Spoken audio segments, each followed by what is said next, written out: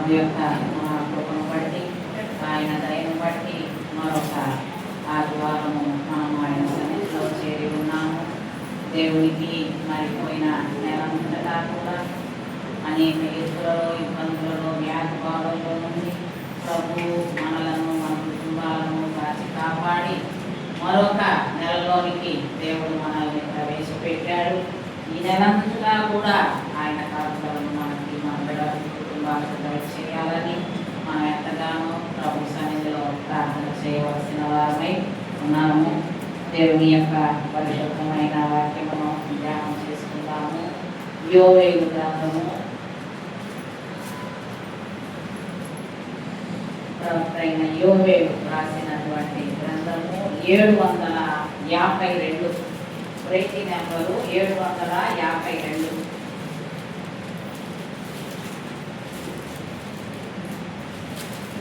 మొదటి అధ్యాయము 5వ వచనము చదువుతాము. మొదటి అధ్యాయము 5వ వచనము యోవేలు గ్రంథము. మత్తులారా మేలుకొని కన్నీరు విడువడి, ద్రాక్షారసపానము చేయువారులారా రోదనము చేయుడి, క్రొత్త ద్రాక్షారసము మీ నోటికి రాకుండా నాశనమాయెను. చూడండి, ఇక్కడ యోవేలు ప్రవక్త ద్వారా దేవుడు పలుకుతున్నాడు. మత్తులారా మేలుకోండి అంటున్నాడు. మేలుకొని కన్నీరు విడువడి. ఎందుకని? ద్రాక్షారసము రాకుండా, క్రొత్త ద్రాక్షారసము రాకుండా అది నాశనం అయిపోయింది మీ నోటికి. అక్కడేమంటున్నాడండి? మత్తులారా మేలుకోండి అంటున్నాడు. రెండవది కన్నీరు విడవండి అంటున్నాడు. ఎందాక వాళ్ళు మత్తులో ఉన్నారు అని మనం చూస్తే ఆ పై వచనము 4వ వచనము చూస్తే చూడండి, అక్కడ ఉంది, గొంగడి పురుగులు విడిచిన దానిని మిడతలు తినివేసి ఉన్నవి. మిడతలు విడిచిన దానిని పసర పురుగులు తినివేసి ఉన్నవి. పసర పురుగులు విడిచిన దాన్ని చీడ పురుగులు తినివేసి ఉన్నవి. అనగా 4 రకములైనటువంటి పురుగులను ఆ యొక్క దేశం మీదకి దేవుడు పంపించాడు. నలుదిక్కులా నుండి. ఏమా, గొంగళి పురుగు ఆ సగం తినేసేసి పంట వదిలిపెడితే తర్వాత ఏ పురుగులు వచ్చినాయి? మిడతలు వచ్చినాయి. అసలు మిడతలు వస్తే ఉంటాయి ఆ పంటలు, అస్సలు ఏమి ఆకు కానీ ఏమి కదా, మిడతలు వస్తాయి. ఏమో ఆకులు మొత్తం ఒక్క రోజులో మొత్తం తినేస్తాయి మిడతలు. ఆ మిడతలు వదిలిపెట్టినాయి అంట. ఇంకా ఏమొచ్చినాయంట? పసర పురుగులు. ఏమండి? తర్వాత చీడ పురుగులు వచ్చి పంట అంతా నాశనం అయిపోయింది. అన్ని పురుగులు వచ్చి తింటున్నా కూడా జనులు ఎలా ఉన్నారంట? ఏమండి? మత్తులుగా ఉన్నారంట. జనులు ఎలా ఉన్నారు? అన్ని పురుగులు వచ్చి నీ యొక్క పంట మొత్తం నాశనం అయిపోయింది. ఒక పురుగు వచ్చేమో కొంతవరకు తినేసింది, మరొక పురుగు వచ్చి మరొక కొంతవరకు తినేసింది. ఇలాగ 4 రకములైనటువంటి పురుగులు వచ్చేసి నీకు రావలసిన ఆహారము, ఏమండి, నీకు రావలసిన ద్రాక్షారసము, పానము ఎన్ని ఏం చేసింది? అవి 4 రకములైన పురుగులు వచ్చేసి అయ్యి నాశనము చేసింది. అయినా మీరు ఎలా ఉన్నారు? ఇంకా ఇశ్రాయేలులారా, మీరు మత్తును విడిచిపెట్టి ముందు మీరు లేవండి. తర్వాత ఇదేమంటున్నాడు? కన్నీరు విడువుడి, మేలుకోండి. అసలు ఎవరు వస్తున్నారు? ఏం జరుగుతుంది దేశంలో? ఒక్కసారి మీరు మేలుకొని ఆలోచన చెయ్యండి. నలుదిక్కుల నుండి ఏమొస్తుందో ఒక్కసారి ఆలోచన చెయ్యండి. కొన్నిసార్లు కొంతమందిని దేవుడు జ్ఞాపకం చేసుకోమన్నాడు కదా. ఎవరినండి? లోతు భార్యని జ్ఞాపకం చేసుకోండి అన్నాడు. లోతు భార్య ఆ నాశనము మీదకు వచ్చినా కూడా ఆమె మత్తులోనే ఉన్నది, కానీ ఏ మాత్రమును మేలుకోలేదు, కన్నీరు విడిచి ప్రార్థన లేదు. ఆ నాశనం వచ్చేంత వరకు ఆమె హృదయము, ఆమె ఆలోచన, తలంపు అంతా ఎక్కడ ఉన్నదండి? సొదొమ గొమొర్రాల మీదనే ఉన్నది. అక్కడ ఉన్న వాళ్ళ ఆస్తుల మీదనే, వాళ్ళకు ఉన్నటువంటి గొర్రెలు, మేకలు, మందలు, డబ్బు మీద, వస్తువుల మీద, భూముల మీదనే ఆమె మనసంతా పీకింది. చూడండి, దేవదూతలు ఆమెని పట్టుకొని బయటికి తీసుకొస్తున్నా, ఏమండి? దేవదూతలు పట్టుకొని బయటకు తీసుకొస్తున్నా ఆమె హృదయము, ఆలోచన ఎక్కడ ఉన్నదంట? వాటి మీదనే ఆగిపోయింది. ఈ దినములలో బాప్తీసాలు పొందుకొని దేవుడి వాక్యం వలన పట్టబడి మనము బయటకు వచ్చాము, కానీ మన హృదయంలో నుంచి ఏం పోలేదండి? సొదొమ గొమొర్రాలు కోటల కదా. దేవుని యొక్క దూతలు ఎంతగానో బయటికి తీసుకొని వదిలిపెట్టినా, సంఘంలో తీసుకొని వదిలిపెట్టినా కదా, సంఘంలో మనల్ని తీసుకొచ్చి వదిలిపెట్టినా కూడా మన హృదయము, ఆలోచనల నుంచి ఏది పోవటం లేదు? సొదొమ గొమొర్రాలు మాత్రం పోటల. మనకున్నటువంటి ఆశలు ఏమండి? అవి మాత్రం పోటల. మనం ఎటువైపు చూడాలా? ఇక వాటి వైపు చూడొద్దు అంటున్నాడు. అది పాపముతో కూడిన పట్టణాలు, దేవుని ఉగ్రత దిగి వచ్చేసింది కాబట్టి అది నశించిపోతుంది. మీరు ఇప్పటికైనా మేలుకోండి. దేవదూతలు ఎవరి కోసం ఆ పట్టణానికి వెళ్ళారు? ఎవరి కోసం ఆ పట్టణానికి వెళ్ళారు? ఎవరు ప్రార్థన చేస్తున్నారని? అక్కడ అబ్రహాము గారు ప్రార్థన చేస్తున్నారు. ఆయన ఎవరు? దేవునికి స్నేహితుడు. దేవుడు అబ్రహాము గారికి స్నేహితుడు. ఎంత బాగుందో! అబ్రహాము గారికి దేవుడు స్నేహితుడు, దేవునికి అబ్రహాము గారు స్నేహితుడు. నేను చేయదలసినది ఏదైనా నా స్నేహితుడికి నేను చెప్పకుండా చేస్తానా అని చెప్పి దేవుడు అన్నాడు. అబ్రహామా, అదిగో ఆ పట్టణాలను చూస్తున్నావు కదా, రేపు తెల్లవారే సరికల్లా ఆ పట్టణం ఉండదయ్యా, ఆ పట్టణాలు ఉండదు. ఎప్పటికీ? ప్రభువా బాగున్నాయిగా, చక్కగా అందరూ పనులు చేసుకుంటున్నారు, వ్యాపారాలు ఉన్నాయి, మంచి పంట ఉంది, డబ్బు బాగా వస్తా ఉంది, ఏమండి? నీళ్లు బాగున్నాయి. ఆ పట్టణాలు ఎలా ఉన్నాయి? ఏదేదో తోటవలే ఉన్నాయి. అదేంటయ్యా పొద్దురు కల్లా, రేపు తెల్లవారినప్పుడు కల్లా బుక్కి బుక్కి అయిపోతాయి అంటున్నావు. ఆ పట్టణాల్లో అన్నీ ఉన్నాయి, కానీ ఏమి లేదు. దేవుని భయము లేదు, దేవుని ప్రార్థన లేనే లేదు. అందుకని ఆ పట్టణముల యొక్క పాపములు నా సన్నిధి కట్టినయ్యి. అంత ఘోరంగా పట్టణాల వాళ్ళు పాపం చేశారు కాబట్టి వాళ్ళ మీదకి తీర్పు వచ్చేసింది. రేపు తెల్లవారి సరికల్లా పట్టణం ఉండదు. ఏమండి? ఎవరున్నారు ఆ పట్టణంలో? ఎవరున్నారు? ఇతని నుంచి విడిపోయినటువంటి ఇతని యొక్క అన్నయ్య కుమారుడైనటువంటి లోతు ఆ పట్టణంలో నివసిస్తున్నాడు. ఇతని నుంచి అతను వేరైపోయాడు. దాదాపు వేరైపోయి 20 సంవత్సరాలు అయిపోయింది. అటోళ్ళు ఇటు రావట్లేదు, ఇటోళ్ళాడు వాటలు. ఏమండి? ఆ పట్టణంలో ఉన్నాడు. మరి అబ్రహాము గారు పోతే పోయాడు, ఏది నా నుంచి వేరైపోయాడు, నాతో పాటు వచ్చాడు, కానీ మధ్యలోనే ఏమైపోయాడు? నా నుంచి వేరైపోయాడు, పోతే పోయాడు అనుకోవాలి. అనుకోకుండా ఏం చేశాడండి? ఆయన ఆ విధముగా ఆ ప్రార్థన చేయటకు దేవుడు సన్నిధిలో నిలబడ్డాడు. ప్రార్థన చేయడానికి దేవుడి సన్నిధిలో ఆయన నిలబడి అంటున్నాడు, ప్రభువా ఆ పట్టణంలో 50 మంది అయ్యా కాపాడుతావా? తర్వాత ఏమంటున్నాడండి? 40 మంది ఉంటే కాపాడుతావా? చివరికి 10 మంది ఉన్నా అయ్యా కాపాడుతావా అని విజ్ఞాపన చేస్తున్నాడు. ఈయన తెలుసండి కదా, ఇప్పుడు నీ నుంచి నీ బంధువులే దూరం అయిపోయారు, నిన్ను విడిచిపెట్టి వెళ్ళిపోయారు కదా, నిన్ను అయ్యి మాటలు అన్నారు, ఏమంటే వదిలిపెట్టి వెళ్ళిపోయారు. వాళ్ళ కొరకు నువ్వు ఎందుకు ప్రార్థన చేస్తున్నావు? వాళ్ళ కుటుంబాల కొరకు, వాళ్ళ క్షేమము కొరకు, వాళ్ళ బిడ్డల కొరకు నువ్వెందుకు ప్రార్థన చేస్తున్నావు? అంతకు ముందైతే అంతకు ముందైతే ఏమైందండి, కొన్ని సంవత్సరాల క్రితమే వీళ్ళ నుండి వేరైపోయినాక వీళ్ళ ఆస్తి అంతటా కూడా ఒక నలుగురు రాజులు వచ్చి దోచుకొని పోయారు. అనగా వీళ్ళకి ఏమి ఉందండి, గొర్రెల మేకల మందల సంపద ఎక్కువగా ఉన్నది.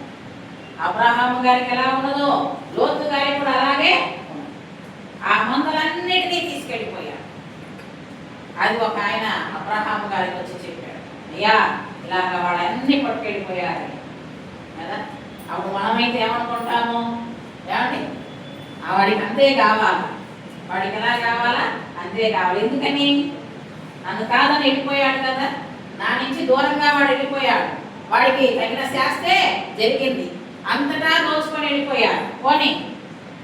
ఏమండి మనమైతే ఏమనుకుంటాము, సంతోషపడతాం, పైకి చెప్పకపోయినా హృదయంలో ఏముంటది, అమ్మయ్య తీసుకెళ్ళిపోయారా, వాడి అంతా పోతే పోయింది, దేవా నీకో స్తోత్రాలు.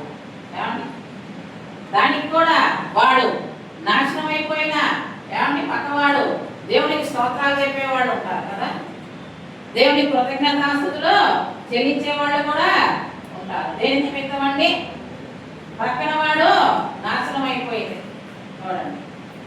అలాంటి యొక్క మానవులు ఉంటారు. అయితే అబ్రహాము గారు అలా ఏం చేశాడండి, తన ఇంట పుట్టి పెరిగినటువంటి 318 మందిని తీసుకొని వెళ్ళాడు. వాడు నా నుంచి దూరం అయిపోవచ్చు, కానీ వాడు బానిసగా వెళ్ళిపోకూడదు అని రాజులతో పోరాడి యుద్ధము చేసి కలిగినదంతా ఏం చేశాడని మళ్ళా తెచ్చుకున్నాడు. పోనీ తెచ్చుకున్నాకైనా లోతు గారు ఏం చేయాలి, ఆయన భార్య ఏం చేయాలా, అయ్యా నువ్వు మాకు కలిగిందంతా మళ్ళా తీసుకొచ్చావయ్యా, మేము నీతోనే ఉంటామయ్యా, నీతో ఉంటే మాకు ఇటువంటి రావయ్యా, నువ్వు మాకు తోడుగా ఉంటావు. ఎందుకని, అబ్రహాము గారికి దేవుడు తోడుగా ఉన్నాడు, నువ్వు మాకు తోడుగా ఉన్నావని వాళ్ళిద్దరూ కూడా ఏం చేయలేదండి, ఈయనతోటి అంటు కట్టబడి లేదు. మేము వేరైపోతాము, మేము వేరైపోతాము, మేము వెళ్ళిపోతాము అన్న లెక్కలోనే వాడున్నారు. ఈయనతో పాటు కలిసి ఉండటానికి సహవాసం చేయడానికి వాడు ఇష్టపడలేదు. దేవుని బిడ్డలతో కలిసి ఉండాలని ఇష్టపడాలి. ఏమండి అబ్రహాము దేవుని కాబట్టి వాళ్ళు కానీ వేరైపోయారు. ఒకసారి ఏమో ఆయన యుద్ధం చేసి ఆ కుటుంబాన్ని కాపాడారు, వాళ్ళకి కలిగినదంతా కాపాడారు. రెండవసారి ఏమో ప్రార్థన చేసి వాళ్ళని కాపాడారు. ఏమండి ఒకసారి ఏమో ఆ కుటుంబం కోసం యుద్ధం చేసి కాపాడారు, ఎవరు అబ్రహాము. రెండవసారి ఏమో ప్రార్థన చేసి ఆ యొక్క నలుగురినైనా 10 మంది అయినా ఉన్నారా ఆ పట్టణంలో నీతిమంతులు లేరు. ఆ నలుగురిని 2 దేవదూతలు, ఒక దేవదూతేమో 2 కుమార్తెలు చేతులు పట్టుకున్నారు, ఒక దేవదూతేమో ఆ లోతు గారి యొక్క చెయ్యి అతని భార్య చేతులు పట్టుకొని మరీ బయటికి తీసుకొచ్చి వదిలిపెట్టారు. ఇకనైనా మీరు వెళ్ళిపోండి అన్నా కూడా వాళ్ళైతే బయటకు అయితే వచ్చారు నాశనం నుంచి, కానీ వాళ్ళ హృదయంలో నుంచి ఏం పోలేదండి, ఆశలు సొదొమ పోలేదు, ఆ గొమొర్రా పట్టణాలు పోలేదు. కనుకనే ఆ సంతానము ఏమైపోయిందండి, దేవునికి విరోధముగా మారిపోయింది. దేవునికి విరోధముగా మోయాబీలు మారిపోయారు. చూడండి అమ్మోనీయులు మోయాబీలు లాగా వాళ్ళు విరోధంగా మారిపోయారు. ఆశీర్వాదం లేకుండా పోయింది ఆ కుటుంబానికి. ఎంతైనా దేవుడు అట్లా బయటికి తీసుకొచ్చి వదిలిపెట్టినా ఇంకా వాళ్ళ హృదయాలు ఏం లేదండి, పరిశుద్ధత. మోషే అంటాడు, మోషే దగ్గర దేవుడు అంటాడు, రేపు మీరు అద్భుత కార్యములు చూడాలంటే మిమ్ములను మీరు పరిశుద్ధపరచుకొని కొండ మీదకి రండి. ప్రార్థన అనే కొండ మీదకి మీరు ఎక్కి రావాలా. మీ జీవితంలో అద్భుత కార్యాలు, ఆశ్చర్య కార్యాలు చూడాలంటే ఏం చేయాలండి, ప్రార్థన అనే కొండ మీదకి ఎక్కి రావాలా. మిమ్మల్ని మీరు పరిశుద్ధపరచుకోండి. దేవుడు నిన్ను లోకములో నుంచి ప్రత్యేకించుకున్నాడు, నీలో నుంచి లోకము వెళ్ళిపోవాలి. లోకములో ఉన్నదంతా ఏమిటంటండి, నేత్రాశ, శరీరాశ, జీవకుణము. నేత్రాశ కంటికి కనబడినది ఆశిస్తాము, శరీరానికి కావలసినది కోరుకుంటాము. జీవపు డమ్మో, నేనే గొప్ప వ్యక్తిని అని నిన్ను నీవు ఏం చేసుకుంటావండి, చూసుకొని బాగా ఎక్స్పోర్ట్. అందుకని వాటిని మనలో నుండి ఏం చేయమంటున్నాడు దేవుడు, తొలగింపచేసి. ఎలా నీకు దీవెన వచ్చును, ఏ విధముగా నీకు ఆశీర్వాదం వచ్చును, నీలో నుంచి ఆ యొక్క వాటిని తొలగిస్తే. దేవుడు అంటున్నాడు, అంత తీసుకొని వచ్చినా కూడా ఇంకా జనులు ఎలా ఉన్నారంట, మత్తులోనే ఉన్నారు, మేలుకోవటం లేదు. మేలుకోవటం లేదు. ఒక రాత్రికి ఒక గ్రామాన్ని ఏం చేసిందంటే వరదలు చుట్టుముట్టినాయంట. రాత్రే వాన ఆ యొక్క వరదలు వచ్చి చుట్టుముట్టేసి, ఏ నిద్ర మేలుకొని చూసేటప్పటికి ఏమైందండి, వచ్చేసింది. చూడండి, భయంకరమైనటువంటి పరిస్థితుల్లో మనం ఉంటున్నాం. నలుదిక్కులా నుండంట ఏమొస్తా ఉందని, తెగుళ్ళు వస్తా ఉంది. నలువైపులా నుండి తెగుళ్ళు భూమి మీదకి వస్తా. భూమి మీదకంటే ఎవరి మీదకి, ప్రజల మీదకే. కాబట్టి నువ్వేం చెయ్యాలా, మేలుకో. నిద్ర మేలుకొనే వేళ అయిపోయింది. యోనా దగ్గరకు వచ్చి ఏమంటాడు, ఒక ఆయన అన్యుడు అంటాడు, పోయి నిద్రపోతా, ఇంకైనా మేలుకోవా, ఎందాక నువ్వు అడుగు భాగంలో పడుకొని నిద్రపోతున్నావు, ఒక్కసారి మేలుకొని చుట్టూరు చూడయ్యి అట్టంలో, పోయి నిద్రపోతా. కళ్ళు తెరిచి చూశాడు యోన. చూస్తే ఇంకేముంది, సముద్రం అలలు పొంగుతా ఉన్నాయి, ఎగసి పడతా ఉంది. పడవైతే అటు ఇటు ఎటుదలుతో తెలియకుండా ఆ యొక్క దగ్గర 200కు పైగా అందులో జనాభా ఉన్నారు. ఎటు పడిపోతుందో తెలియకుండా ఊడిపోతా ఉంది, అల్లకల్లోలంగా ఉంది. అందులో అందరూ ప్రాణభయముతోటి వాళ్ళకి కలిగినటువంటి ఆ దేవతలకు మొక్కుకుంటా, భయపడతా, ఏడుస్తా కొంతమంది. ప్రాణాలతో బయటపడితే చాలా అనుకుంటుంటే యోనా గారు ఏం చేస్తున్నాడు, నిద్రపోతా ఉన్నాడు. ఎవరు వచ్చి లేపారండి, ఒక అన్యుడు వచ్చి లేపుతున్నాడు అతన్ని. పోయి నిద్రపోతా, మేలుకో, లే, కన్నీరు విడిచి ప్రార్థన చెయ్యి. కన్నీరు విడిచి ప్రార్థన చెయ్యి. ఆలోచించండి, చుట్టూరు ఏం జరుగుతుందా, ఏ విధముగా దేశం ఉన్నదా. సాతానుడు ఎంతగా గర్జించు సింహం వలె ఎవరిని మృగుదామా అని ఈ యొక్క అంచనాలలో తిరుగుతున్నాడంట. అప్పుడు నువ్వేం చెయ్యాలా, కొన్ని గ్రామాలు ఈ మధ్య ఆ విశాఖపట్నం దగ్గర కానీ నంద్యాల దగ్గర కానీ కొన్ని గ్రామాల వాళ్ళు పాపం రాత్రి పగలు మేల్కొని ఉంటున్నారు. ఎందుకని,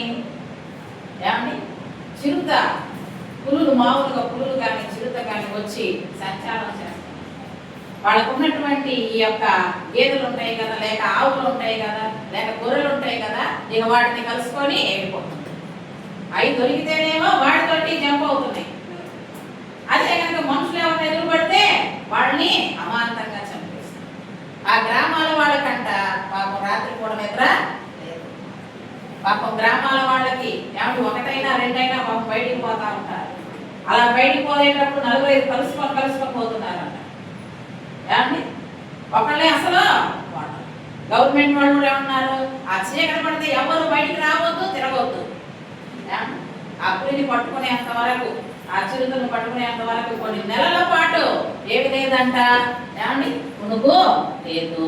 ఎందుకని, ఎప్పుడు చిరుత వస్తుందో తెలియదు, ఎప్పుడు పులి వస్తుందో తెలియదు, ఎప్పుడు సాతాను వస్తాడో తెలియదు. కాబట్టి ఏం చేయాలా, మెలకువగా ఉండమండి. మెలకువగా ఉండండి. తర్వాత కన్నీరు విడిచి ప్రార్థన చేయండి. మెలకువగా ఉండాలంటే ఎక్కడండి, రాత్రిపూట కాదు, నిద్ర మేలుకొని ఉండటం అనేది అర్థం కాదు. మందిరములో ప్రార్థన, కన్నీటి ప్రార్థన చేయమని అర్థం. నీ చుట్టూరు శ్రమలు చుట్టుకుంటా ఉంటాయి. నీ బంధువుల కొరకు నువ్వేం చేయాలా, ప్రార్థన చేయాలి. నీ పిల్లల కొరకు నువ్వేం చేయాలా, ప్రార్థన చేయాలి.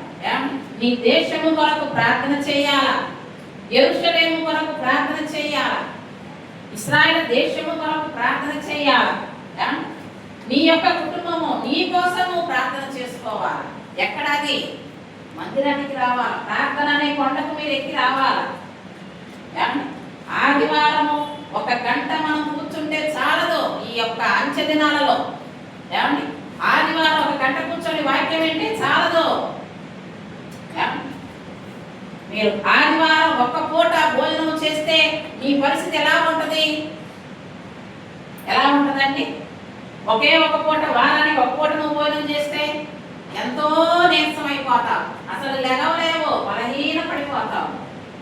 ఆదివారం 1 పూట కొంచెము దేవుని వాక్యం విని ఆ జీవవాక్యము ఏమండి ఆ జీవాహారాన్ని మనం తింటే ఎలా ఉంటది? మన ఆత్మ బలహీనంగానే ఉంటది కానీ బలం పొందుకోదు. అదే రోజు వచ్చి ఏమండి కొంత ఆహారం తింటే, ప్రతిరోజు వచ్చి నువ్వు దేవుడి సన్నిధిలో ఆహారం తింటే,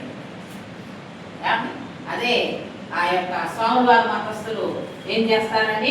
పొద్దున్నే ఉద్యోగాలకు పోయే వాళ్ళందరూ ఏం చేస్తారు? ప్రతిరోజు వెళ్తారు. 1 నిమిషం అట్లా ప్రార్థన చేసుకుంటారు. వాళ్ళకి ఏం పెడతారండి? అప్పం అనేది ఆ నోట్లో పెడతారు, అది తీసుకొని వెళ్ళిపోతా ఉంటారు. ఏమండి అనగా ఏంటి? ఆ అప్పం అనేది యేసయ్య శరీరం కాబట్టి ప్రతిరోజు మేము ఆహారం తినాలి. ఇప్పుడు మనకేంటి? వాక్యమే ఆహారం, మన జీవాక్యమే ఆహారం. యేసయ్య ఎలా ఉన్నాడండి? వాక్యమై ఉన్నాడు.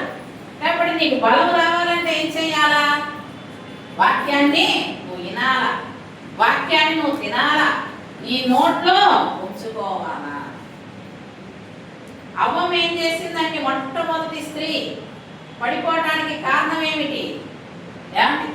పడిపోవటానికి ఆ పురుషుడు కారణం ఏంటంటే వాక్యము వాళ్ళ హృదయములో లేదు. దేవుడు చెప్పాడు తినవద్దు, తినమున నీవు చచ్చెదవు అని చెప్పాడు. ఆ వాక్యము వాళ్ళ హృదయములో లేదు. కనుకనే అపవాది శోధనలో పడిపోయారు. కీర్తనాకారుడు అంటాడు కదా, దేని చేత యవ్వనస్తులు తమ నడతను శుద్ధిపరుచుకుందురు? ఏమండి నీ వాక్యము వలనే కదా ప్రభువా. నీ వాక్యము వాళ్ళ హృదయములో ఉంటే వాళ్ళు శోధనలో పడిపోరు. నీ వాక్యము వాళ్ళ హృదయములో ఉంటే ఎన్ని కష్టాలు వచ్చినా వాళ్ళు కృంగిపోరు. నీ వాక్యము వాళ్ళ హృదయములో ఉంటే అపవాదిని జయిస్తారయ్యా. వాక్యము హృదయములో ఉంచుకోవాలి. యోసేపు అన్ని కష్టాలు శ్రమల మధ్యలో వాక్యాన్ని అతని హృదయములో ఉంచుకున్నాడు. స్త్రీ వచ్చి శోధించిన, డబ్బు చూపించి ఆశ చూపించి శోధించిన, శరీరాశ కానీ నేత్రాశ కానీ జీవకుడంబం కానీ వచ్చినా కూడా యోసేపు హృదయములో దేవుని వాక్యము భయం ఉన్నది కాబట్టి ఏం చేయలేదండి? అతను పడిపోలేదు. అదే సంసోను గారైతే శరీరములో ఎంత బలవంతుడో ఆత్మలో అంత బలహీనుడుగా ఉన్నాడు. చూడటంతోనే పడిపోతున్నాడు. ఏమండి ఒక స్త్రీని చూడటంతోనే పడిపోతున్నాడు, ఎంత బలహీనంగా ఉన్నాడు. దేవుని వాక్యము ఆయన హృదయంలో లేదు. ప్రియాదేవులారా, దేవుడు సన్నిధికి వచ్చి ప్రతిరోజు మనం ఏం చేయాలంటే వాక్యము వినాలా కదా, ఆ కన్నీటి ప్రార్థన చేయాలా. అందుకని యోవేలు గ్రంథంలో అంటాడు చూడండి, అక్కడ 2వ అధ్యాయము 15వ వచనములో చదవండి.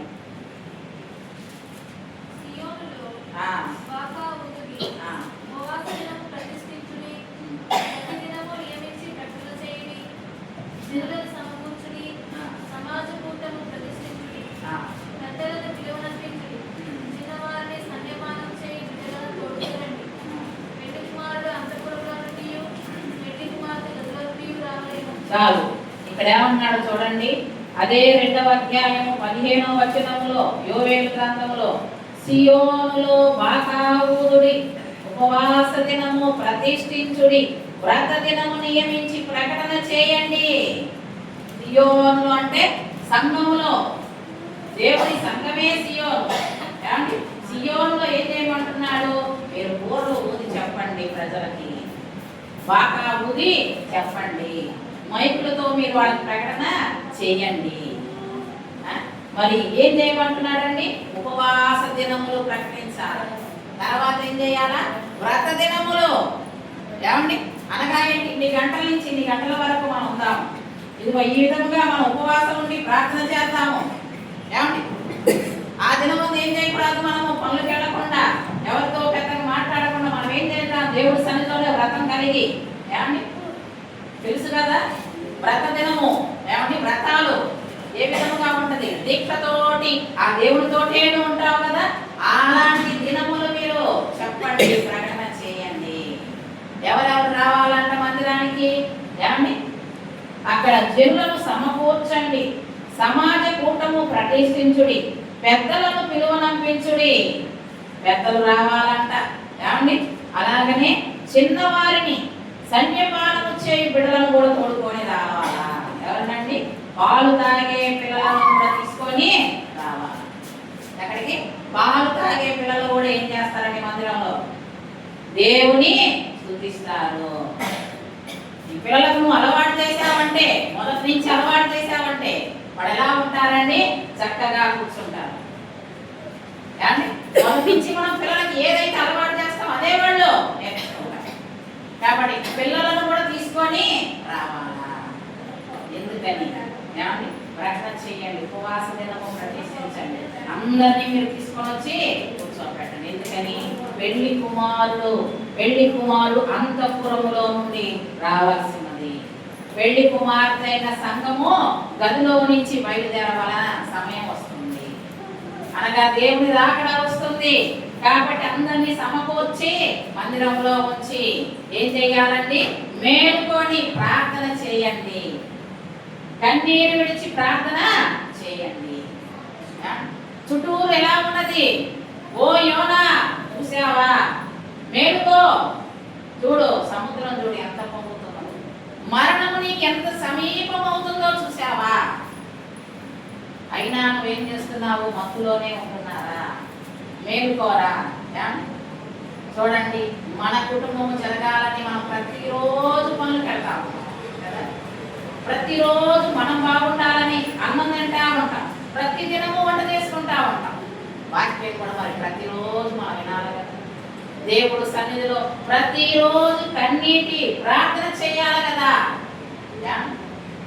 చాలా సమీపంగా ఉన్నది, నీ దగ్గరకు వస్తా ఉంది. ఏంటది? ప్రళయము, నాశనము. అస్సాములో చూసారా ఎలాంటి, ఎంత భయంకరమైన నాశనము, వరదలు ఎంత బీభత్సవంగా వచ్చినాయో. కరెంటు లేదా, నీళ్లు లేవా వాళ్ళకి? ఆ తిండి లేదు, నీళ్లు లేవు. పాపం పసిపిల్లలకి కరెంటు లేదు. ఆ నీళ్ళలో ప్రాణాలు తగ్గితే చాలని వరదల్లో వాళ్ళకి కలిగిన ఆవులు కానీ గేదెలు కానీ అన్నీ వెళ్ళిపోయినాయి, చుట్టుపోయి. దగ్గర దగ్గర 600కు పైన గ్రామాలు నేను మునిగాయి. మహారాష్ట్రలో కానీ, మన చైనాలో కానీ అసలు ఎంతటి గాలో, విపరీతమైన గాలి. కాబట్టి మీరు లేచి ప్రార్థన చేయాలా? మేలుకొనమంటున్నాడు దేవుడు. ఆత్మలో మేలుకోవత కలిగి ప్రతిరోజు దేవుడి సన్నిధికి వచ్చి ప్రార్థన విజ్ఞాపనము చేయండి. కన్నీరు కార్చి దేవుడికి మొరపెట్టండి. కన్నీరు కార్చి ప్రభువుకు మొరపెట్టండి. ప్రభువా, నా కుటుంబాన్ని రక్షించయ్యా. అయ్యా తండ్రి, నా యొక్క బంధువుల్ని అయ్యా రక్షించయ్యా. నా తల్లిదండ్రిని రక్షించు ప్రభు.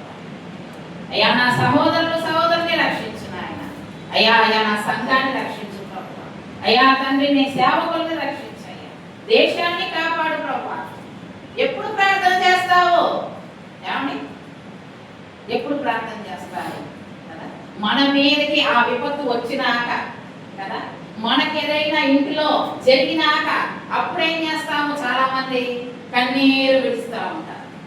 అదే జరగక ముందు అక్కడ వాక్యంలో ఉంది కదా, 2వ అధ్యాయం 12వ వచనంలో చూస్తే 2:12, ఇప్పుడైనను మీరు ఉపవాసం ఉండి కన్నీరు విడుచుచు దుఃఖించుచు మన పూర్వకముగా తిరిగి నా యొద్దకు రండి అన్నాడండి. ఇప్పుడైనా పర్వాలేదు, సమయం మీకు ఇంకా ఉంది. ఇప్పుడైనా పర్వాలేదు, సమయం మీకు ఉన్నది. కాబట్టి మీరేం చేయండి? కన్నీళ్లు విడుచుచు దుఃఖించుచు మనసు పూర్తిగా నా దగ్గరికి రండి. లూకాసు వార్త 15వ అధ్యాయంలో 3 ఉపమానాలు దేవుడు చెప్పాడు. ఏమిటది? తప్పిపోయిన గొర్రె దొరికింది కదా. రెండవది ఏంటండి? తప్పిపోయిన నాణ్యము దొరికింది. మూడవది తప్పిపోయిన కుమారుడు తండ్రి యొద్దకు తిరిగి వచ్చాడు. ఈ 3 ఉపమానాలు కూడా ఆ అధ్యాయంలో యేసు ప్రభు ఎందుకు చెప్పాడు? యేసు ప్రభు వారు ఎందుకు చెప్పాడు?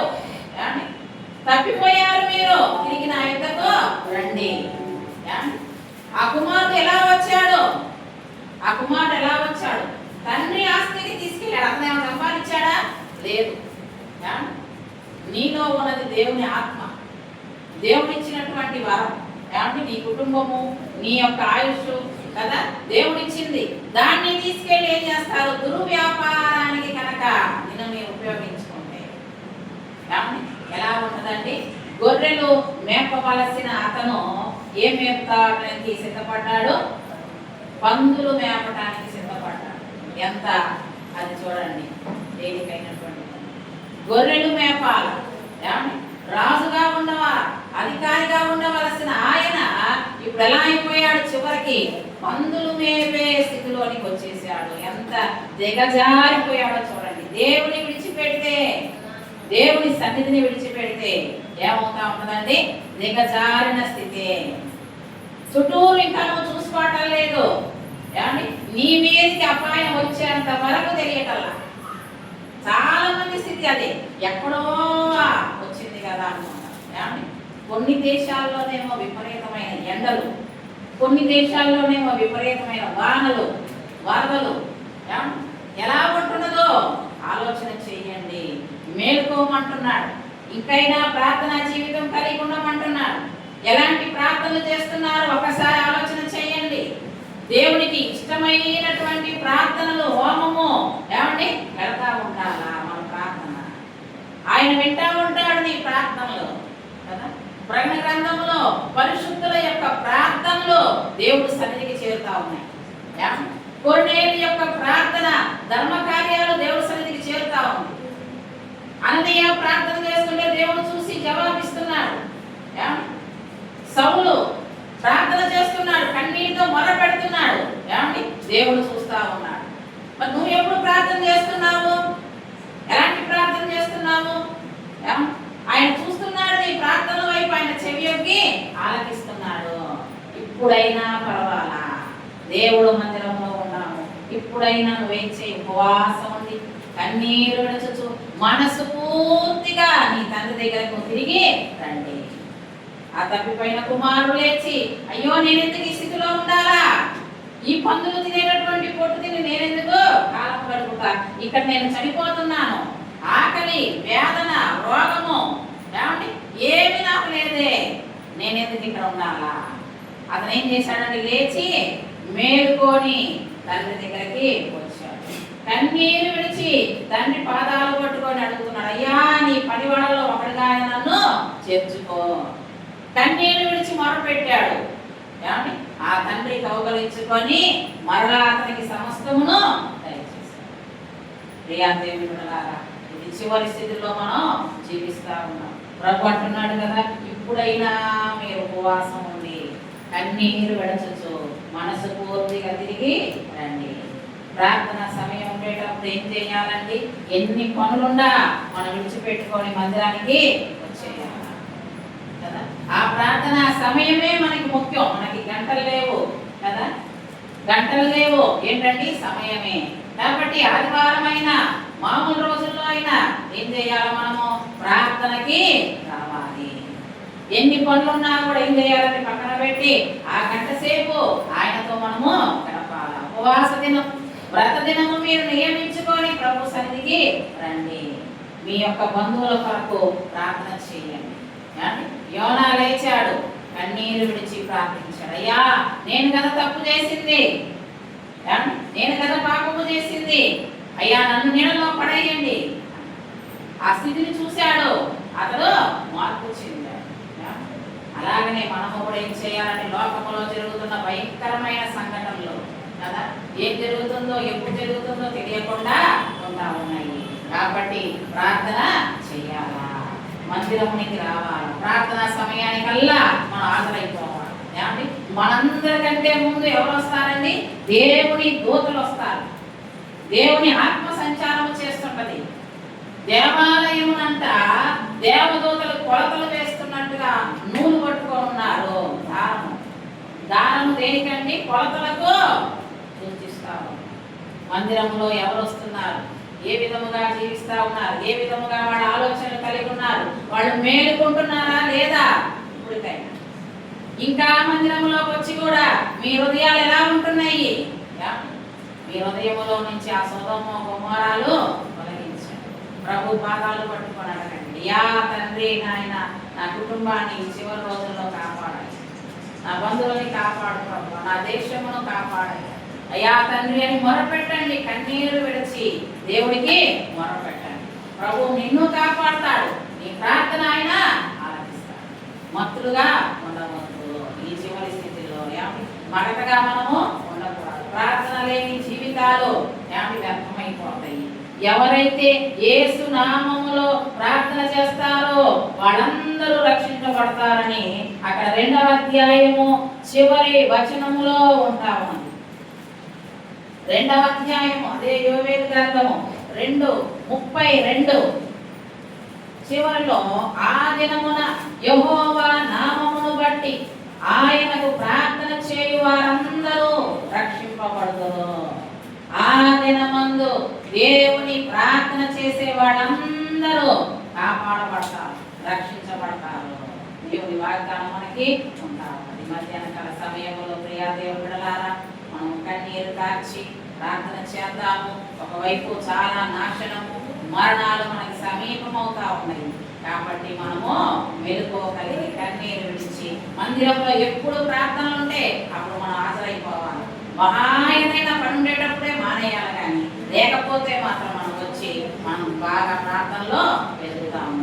దేవుని వాక్యము దీవించి ఆశీర్వాదించినగా